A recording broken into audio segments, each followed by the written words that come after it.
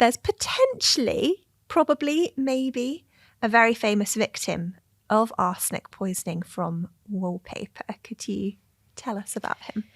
Yes, so Napoleon, people had suspicions about Napoleon's death almost from the moment he died. So, brief recap on Napoleon, but he is defeated at the Battle of Waterloo, and he's exiled to a tiny little island in the middle of the South Atlantic Ocean called St. Helena.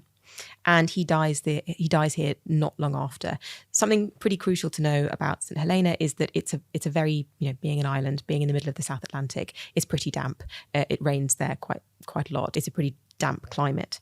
And almost immediately after his death, there are rumours that he'd been bumped off by the British, who found him too troublesome.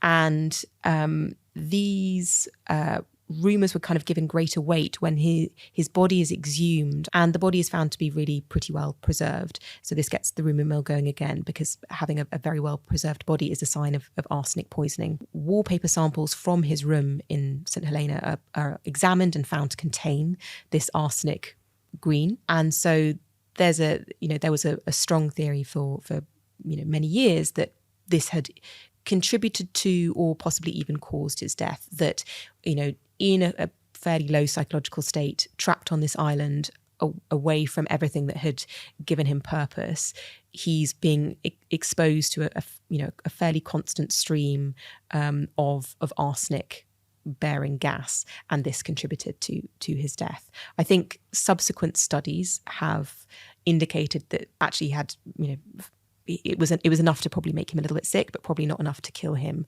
And as I said, arsenic was much more prevalent then, and I think there were studies done on samples of his hair, which is one of the places where arsenic can show up, from different ages, and he was actually found to have relatively high, by our standards, levels of arsenic in his hair.